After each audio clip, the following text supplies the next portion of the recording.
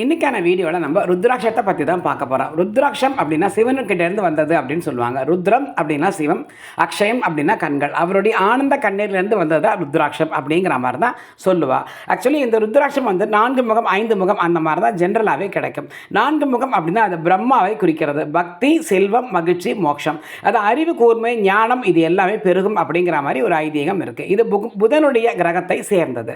5 முகம் அப்படிங்கிறது வந்து காலாக்னி ருத்ர ரூபம் கொண்டது அப்படின்னு சொல்லுவாங்க. அதாவது ஈசானம், தத்புருஷம், அகோரம், வாயு தெய்வம், சத்வஜாலம், இது எல்லாமே பஞ்சமுகம் கொண்டது அப்படிங்கிற மாதிரி சொல்லுவாள். இது ஆக்சுவலாக வந்துட்டு குருவோடைய கிரகத்தையும் சேர்ந்தது. இது வந்துட்டு யார் வேணாலும் போட்டுக்கலாம். ருத்ராட்சத்தை வந்து நம்ம போட்டுட்டானாங்க நம்ம உடம்புல இருக்கிற வியாதி எல்லாம் குறையும் அப்படிங்கிற மாதிரி ஒரு ஐதீகம் இருக்குது. அதை போட்டுட்டா நமக்கு ஆக்சுவலி கெடுதலே நினைக்க வராது. நன்மைகள் நம்மளை அறியாதக்க நமக்கு நடக்க தொடங்கும். ஏன்னா அப்பேற்பட்ட சக்தி இந்த ருத்ராட்சத்திற்கு உண்டு.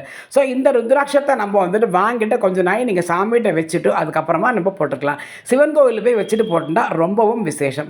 இதை வெள்ளியிலையும் கட்டி போட்டுக்கலாம், ஐம்பொன்னிலையும் கட்டி போட்டுக்கலாம். இப்பேற்பட்ட நல்ல ருத்ராட்சங்கள் எங்கே கிடைக்கும் அப்படின்னு தானே கேட்குறேன். நீங்கள் நம்ம வசந்தபல ஐம்பஞ்சல் சிம்மக்கால் மதுரை அங்கே வாங்கி போட்டுட்டு நீங்கள் வந்துட்டு கோவிலுக்கு போய் சிவன் கோவிலில் போய் அது பிரதோஷத்தை அன்னைக்கு அந்த வழிபாடை முடிச்சுட்டு நீங்கள் இதை போட்டுட்டேன்னா ரொம்ப விசேஷம். உங்கள் வாழ்க்கையில் நல்லது மட்டுமே நடக்கும், கெடுதல் அத்தனையும் மறைய தொடங்கும்.